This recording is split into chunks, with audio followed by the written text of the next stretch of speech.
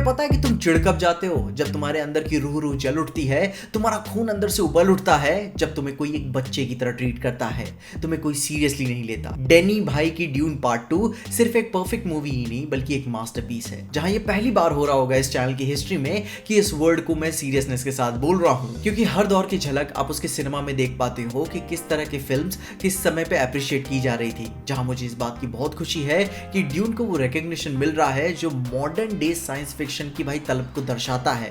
And dune movie is a perfect example कि जब film makers अपनी ऑडियंस को सीरियसली लेते हैं कि हम एक कथा का वर्णन कर रहे हैं जो अपना सम्मान प्रतिष्ठा के साथ अधिकार करता है। जहां ड्यून पार्ट 2 के कहानी के बारे में जाने तो ये शुरू होती है प्रिंसेस इरुलान कॉरिनियो के साथ, जिसे प्ले कर रही हैं फ्लोरेंस प्यू। उन्हें शक है कि पॉल एट्रेडिस अभी भी जिंदा है, जिनके एम्परर पिता से ये बात हमें पता चलती है कि भाई उनका भी हाथ शामिल था एट्रेडिस साम्राज्य को गिराने में। जहां अपनी पार्ट 1 की स्टोरी के बाद पॉल एंड जेसिका हार्कोनेन के अटैक से बच के अराकिस के फ्रीमैन को ज्वाइन कर लेते हैं मजबूरी में, जहां प्रायोरिटी सिर्फ उनका अभी सर्वाइव ही करना था, जो कि आगे चल के स्टिलगार को महसूस होता है कि पॉल ही वो चोजन वन है जो उन्हें पैराडाइज में लेके जाएगा, लेकिन उसे पहले खुद को साबित करना होगा।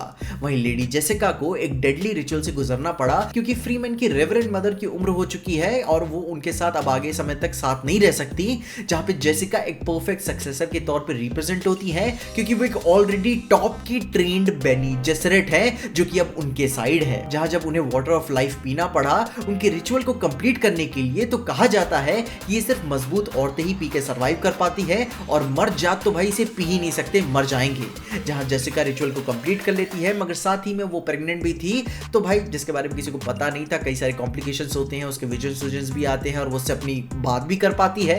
खैर कॉम्प्लिकेशंस हुए मगर काम निकल जाता है। वहीं पॉल अब फ्रीमैन के तौर तरीकों में और भी ज्यादा ट्रेंड होता जा रहा है, उनका लीडर भी बन जाता है। चानी जो कि भाई जेंडाया उसको प्ले कर रही है, उनसे प्यार भी करता है, लेकिन गुलू गुलू करने का कोई टाइम नहीं है क्योंकि भाई मकसद अभी उसके लिए बहुत जरूरी है। जिसके बाद कहानी में पॉल की लीडरशिप धीरे धीरे और बढ़ती है एंड क्लाइमैक्स से ठीक पहले पॉल के पास ऐसा कोई रास्ता नहीं होता तो उसे वाटर ऑफ लाइफ पीना ही पड़ता है, जिसके बाद उसकी आंखें भी पूरी तरीके से खुल जाती हैं। वो चोजन वन की तरह खुद को रिप्रेजेंट कर पाता है कि यह बच गया।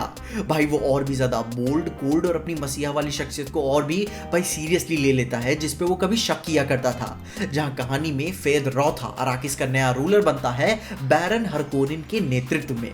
वहीं पॉल की फ्रीमैन आर्मी सरदाउकार के फोर्सेस को ओवरपावर करती है अपने क्लाइमैक्स में। पॉल एम्परर से सीधे कन्फ्रंट करता है भाई उन पे अटैक करके, उनकी आर्मी पे एटॉमिक वॉरहेड्स छोड़ चुका होता है। जहां बहुत ओवरवेल्म करने के बाद उनकी आर्मी को भाई उनके फोर्सेस को सरेंडर करना ही पड़ता है। जहां फिर एम्परर सब कुछ हारता देख उनकी प्रिंसेस इरुलान अपने पिता एम्परर की जान बचाने के लिए पॉल के शादी का रिश्ता मान लेती है कि भाई मैं तुमसे शादी करने के लिए तैयार हूं ताकि तुम अराकिस पे रूल कर सको और उसके पिता की जान बच जाए। मगर वहीं चानी के साथ उसके टेंशंस और बढ़ जाते हैं क्योंकि कभी वो उससे प्यार किया करता था। जहां आखिर में पॉल अपनी फ्रीमैन वाली आर्मी को कमांड करता है कि उसके दुश्मनों को जन्नत की तरफ ले जाया जाए क्योंकि इसी से उन्हें उनका पैराडाइज मिलेगा।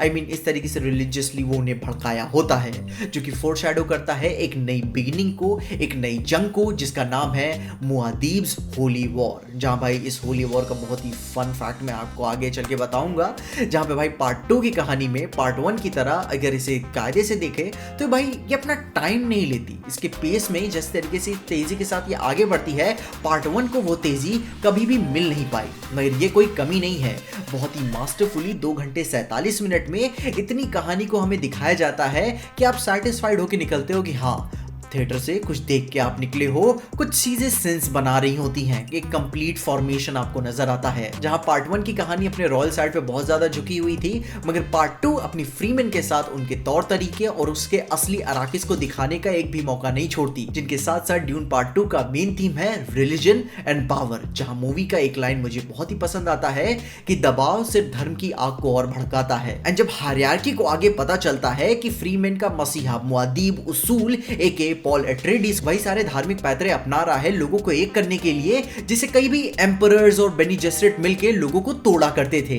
मगर भाई फ्रीमैन में भी अभी बिलीवर्स और नॉन बिलीवर्स भी एग्जिस्ट करते हैं, जिनका पक्ष आज भी बहुत ही सेंस बनाता है कि भाई रिलीजियस मोरल इंप्लीकेशंस क्या होते हैं और उनसे जो एक्सप्लॉयटेशन का जन्म होता है उससे सिर्फ विनाश ही आता है। और सिर्फ ये चर्चा, ये सिलसिला यहीं पे नहीं रुकता। उनके कल्चर्स, एम्बिशंस, ट्रेडिशंस, उन सब रिलीजन की वजह से ये कम्युनिटी एक बनी हुई है। डिसफंक्शनल बनी हुई है और उन सब का बिलीफ इतना कट्टर है कि भाई वो इस रेगिस्तान में प्यासे मर जाएंगे मगर इस पानी को नहीं पिएंगे, जो कि भाई डायरेक्ट कंपैरिजन है रिलीजन की पावर वर्सेस स्पाइस की पावर से, कि अगर लोगों के पास धार्मिक विश्वास है तो वो बड़े से बड़े साम्राज्य को भी चैलेंज करने का साहस कर जाएंगे। जहां पे भाई मैं कोई भी मॉडर्न डे पैरेलल्स नहीं जोड़ना चाहूंगा, खैर यू अंडरस्टैंड। जिसके साथ भाई अगर अपने डेनी भाई की बात करें तो भाई उनके सिनेमेटोग्राफी और कॉम्पोजिशन को भाई कैसे नजरअंदाज कर सकते हैं। बंदा अपनी थ्रू आउट लाइफ में कितने सारे सिनेमेटोग्राफर्स के साथ काम कर चुका है, मगर जो स्केल और स्ट्रक्चर अपने फ्रेम्स में भाई वो लेकर आता है, वो इसे literally one of the greatest film makers of all time बनाते हैं। जहां भाई ड्यून पार्ट 2 के साथ स्पेशल बात क्या फील होती है कि it feels more grounded, still epic, क्योंकि भाई आइडेंटिटी रिच है। वहीं डेनी भाई की विजुअल आइडेंटिटी क्या है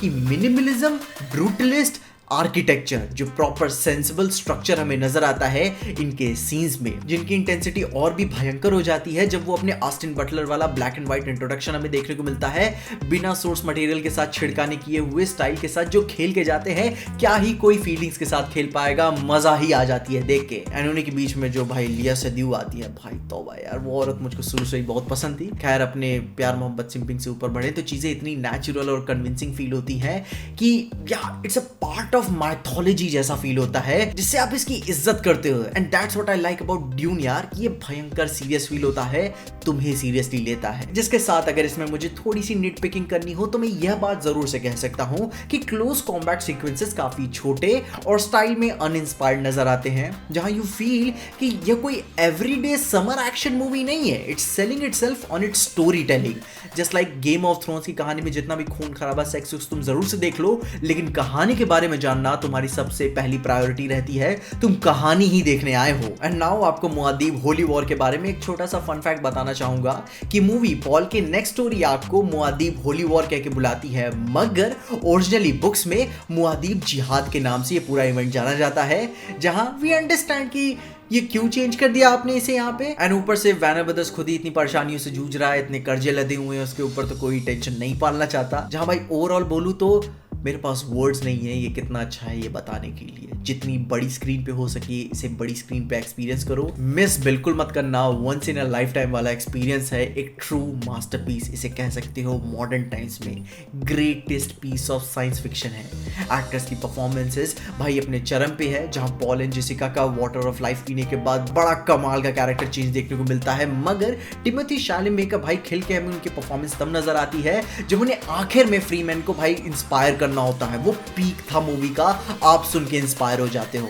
वहीं ज़ेंडाया उनके क्लाइमैक्स की परफॉर्मेंस, तौबा यार, एक डायलॉग नहीं है बंदी का, जो एक्सप्रेस करके चल जाती है अपनी आंखों से, अपने एक्सप्रेशन से आप फील कर पाते हो कि दिल टूटा है इसका। ये लिटरली कमाल की अदाकारा है, एक्ट्रेस नहीं मैं बोलूंगा अदाकारा है। एंड इन्हीं के साथ जो भाई फैन सर्विसी वाले मोमेंट्स हैं, जो अपनी पैक्ड कहानी में जो आपको बड़े एक्शन सीन्स दिखाते हैं, जो पार्ट 1 में अपन मिस कर रहे थे, वो इसमें पूरी तरीके से मजे देते हैं आपको कि हाँ भाई ये आप मांग रहे थे ना, देखो। वो जो एंड में वोम्स एंड एम्परर्स पे जो हमला हमें नजर आता है, एंड जब फ्रीमैन स्पाइस की हार्वेस्ट पे पहली बार अटैक कर रहे होते हैं, वो कुछ सीन्स तो भाई गूज़बम्स वाले मोमेंट्स हैं, मैं बता रहा हूं वो हैं मोमेंट्स। क्योंकि ये बड़ी कमाल की बात है कि सिर्फ बड़े बड़े एक्शन वाला बिल्डअप की बात नहीं है, जो अपने एक्शन बिल्ड करने के साथ जो एक इंपॉर्टेंट मोमेंट पे साइलेंसेस छोड़ के जाता है, वो बहुत हॉन्टिंग है।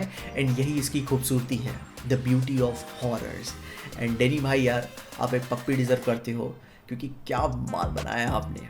वहीं जिन लोगों को पिक्चर थोड़ी भी लंबी या फिर बोरिंग नज़र आ रही है, तो भाई आप पिक्चर ही देखना छोड़ दो, तुम्हारा ये है ही नहीं नीश, ठीक है, मत देखो। क्योंकि अगर ये पिक्चर तुम्हें लंबी लग रही है तो। जहाँ मूवी मुझे बहुत पसंद आई, एंड मैं होप करूंगा कि इसका पार्ट 3 भी आए, 4 भी आए, 5 भी आए।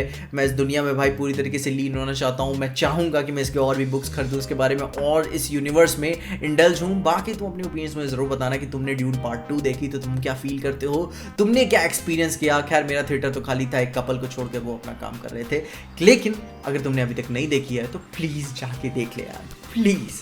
बाकी तब तक के लिए देखते रहिए पीजे एक्सप्लेन।